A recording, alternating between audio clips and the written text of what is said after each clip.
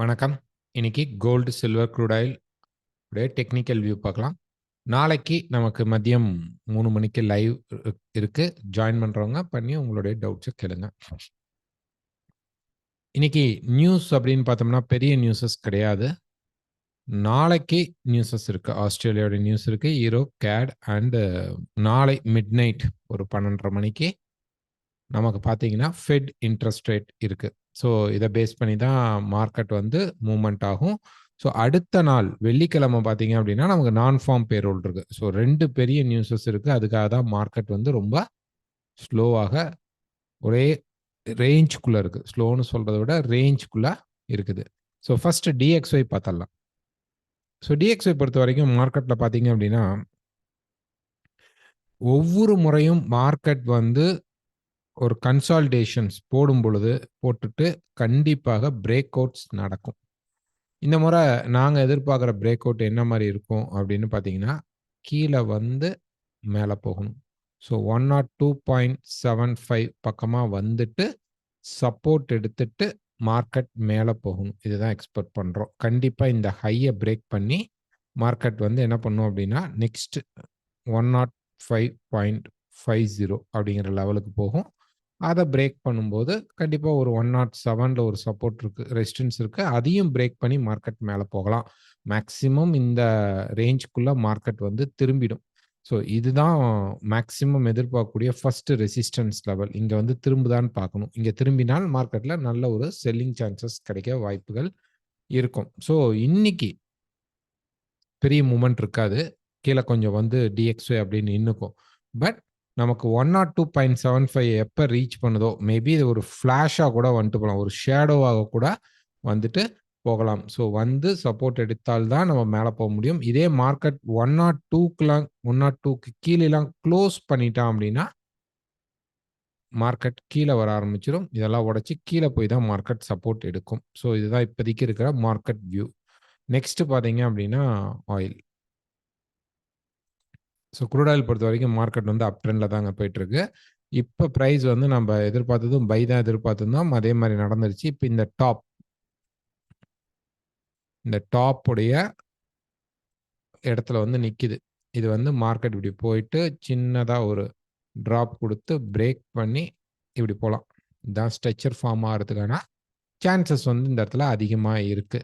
So இதுல புல் packs கேட்டிருந்தாங்க எனக்கு. புல் பேக் அப்படிங்கிறது வந்து இப்ப வரக்கூடிய மார்க்கெட்டுக்கு கிட்டத்தட்ட புல் பேக் அப்படின்னு நம்ம பார்த்தோம் அப்படின்னம்னா 75.80 அல்லது 75.50 இந்த லெவல்ல மார்க்கெட் வந்து புல் பேக் எடுக்கும்.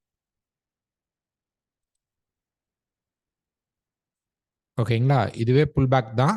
பட் கீழயும் வந்து இன்னொரு முறை எடுத்துட்டு போனால் மார்க்கெட் நல்ல ஒரு பை ரேலிய நமக்கு கிரியேட் பண்ணும். இல்ல இது பிரேக் ஆயிடுச்சு அப்படின்னா கிட்டத்தட்ட நமக்கு 72 பக்கமா வந்தா தான் நெக்ஸ்ட் சப்போர்ட் லெவல் இருக்கு. இது வந்து இன்டர்மீடியேட்டா நம்ம எடுக்கலாம் மார்க்கெட்ல.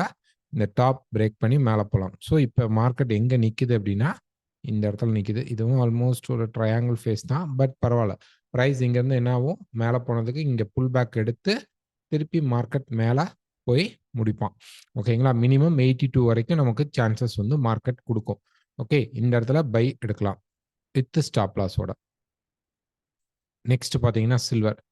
ஸோ சில்வர் பொறுத்தவரைக்கும் பிரைஸ் பார்த்தீங்கன்னா, அந்த சேனல்குள்ளேயே தான் இருக்கு. சேனல் கொஞ்சம் ஆல்டர் பண்ணியிருக்கோம். ஒருவேளை இதோடைய எக்ஸ்பான்ஷன் வந்து நமக்கு வந்து 24.20 வரைக்கும் 24லருந்து 24.20 வரைக்கும் போகறதுக்கும் சான்சஸ் இருக்கு. நாளைக்கு வரக்கூடிய ஃபெட் நியூஸ்ல மார்க்கெட் வந்து கீழ இறக்கினால், நல்லா பாருங்க. DXY வந்து கீழ இறங்கும் பொழுது, இவங்களும் மேல போயிட்டு கீழ வரலாம்.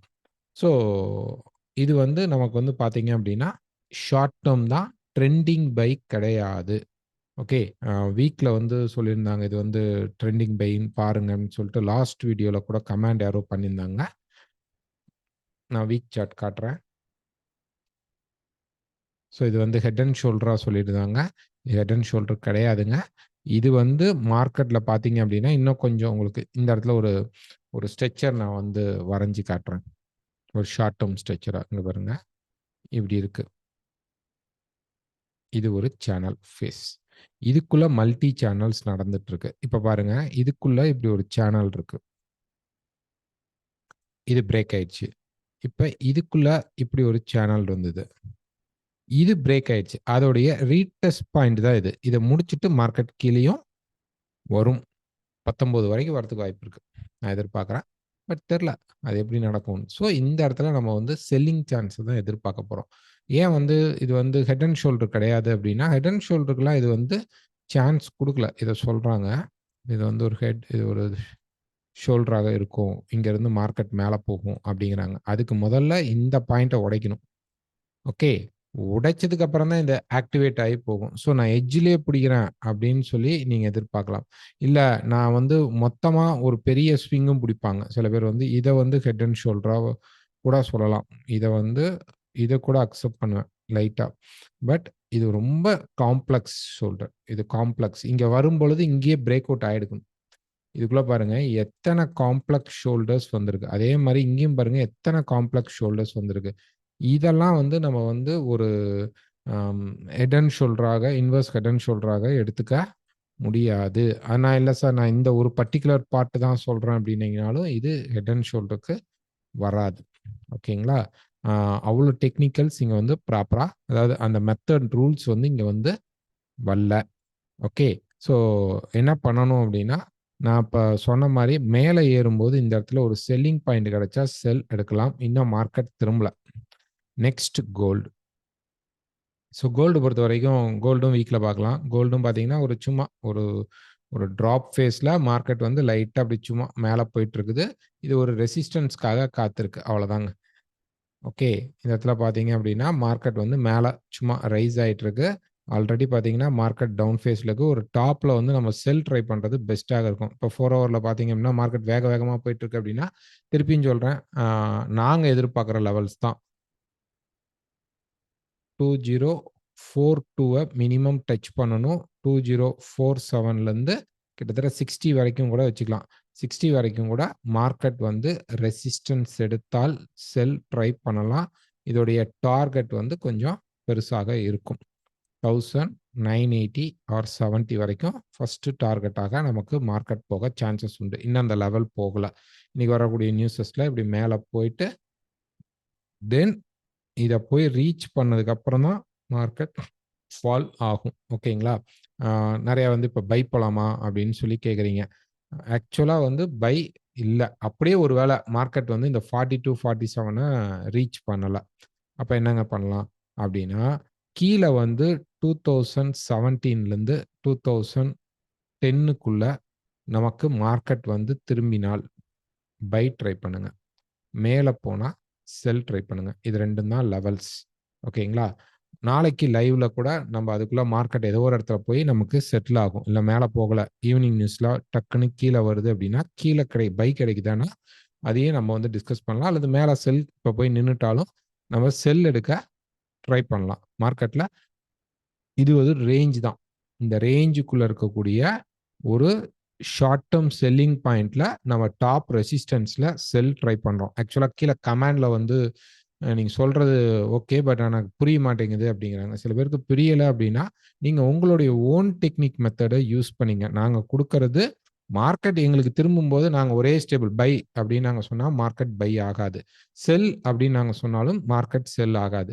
மார்க்கெட்ல அந்த சென்டிமென்ட்ஸ் எப்படி மாறுதோ அதுக்கு தகுந்த மாரி நம்ப மாறணும். பிளேயர்ஸ் எப்படி வராங்க அப்படிங்கிறத பார்த்துட்டு தான் நம்ப அந்த ஸ்ட்ராட்டஜிய மாத்தி யூஸ் பண்ணணும். ஸோ நான் இப்ப எதிர்பார்க்கிறது மேல வந்து 2047 அங்க வரணும். மினிமம் 42வ டச் பண்ணிட்டு தென் பிரைஸ் வந்து அ திரும்பினால் கூட நான் இங்க ஷார்ட் டெர்ம் செல்லிங் ஒரு முறை ஸ்டாப் அடிச்சாலும் ரிவர்ஸ் செல்லிங் போயிட்டே இருப்பேன். இதே வந்து 60 வரைக்கும் தான். 60ய பிரேக் பண்ணிட்டா வெயிட் பண்ணி திருப்பி அது வந்து ரீட்ரேஸ் பண்ற இடத்துல பை எடுக்க ட்ரை பண்ணுவேன். ஓகேங்களா? இதே வந்து மார்க்கெட் வந்து அங்க போல 42லாம் போல. டக்குன்னு கீழ வந்துச்சு அப்படின்னா, கீழ வந்து 2017 கிட்டத்தட்ட 20ன்னே வச்சுக்கலாம். 2020லேருந்து ரவுண்ட் ஃபிகரா சொல்லிடுறேன். 2020 ஏன்னா 1 பாயிண்ட் 2 பாயிண்ட் பக்கத்துல வரும்போது அத நம்ம செக் பண்ணுவோம். ஸோ 2020க்கு பக்கமா வந்துட்டாவே மார்க்கெட் திரும்பினால் கரெக்ட்டா எக்ஸாக்ட்டா சொல்லணும்னா 15 வரணும். பட் ஆனா அவ்வளோ பாயிண்ட் சொன்னா குழப்பிரும். ஸோ 2020லேருந்து 2010க்குள்ள மார்க்கெட் வந்து திரும்புற மாரி தெரிஞ்சுச்சுன்னா, பை எடுப்பேன். ஆனா சின்ன புக்கிங் தான் இந்த இடத்துல புக் பண்ணிறணும். ஓகேங்களா? ஏன்னா இது வந்து நான் சொல்றது இன்னைக்கு. நாளைக்கு சாயந்தரத்துக்குள்ள இது நடந்தா மேல அங்க போய் டார்கெட் ஆகும். இல்ல மேல போய் நின்னுட்டான் அப்படின்னா, நல்லா திரும்பிருச்சு அப்படின்னா, நாளைக்கு செல் அடிக்கணும் வித் ஸ்டாப் லாஸோட. கீழ மார்க்கெட் வந்து இந்த டார்கெட்ட அச்சீவ் பண்ணும். ஸோ இது ரெசிஸ்டன்ஸ், இது சப்போர்ட். இது பைக்கான சோர்ஸ், இது செல்லுக்கான சோர்ஸ். வேற உங்களுக்கு ஏதாவது டெக்னிக்கல் டவுட்ஸ் ஏதாவது இருந்தா நாளைக்கு லைவ்க்கு வாங்க. எங்ககிட்ட அக்கவுண்ட் ஓப்பன் பண்ணணும், கிளாஸஸ் வேணும், வேற ஏதாவது டீட்டெயில்ஸ் வேணும் அப்படின்னா எனக்கு வாட்ஸ்அப் பண்ணுங்க, கால் பண்ணுங்க. ஓகே. Thank you.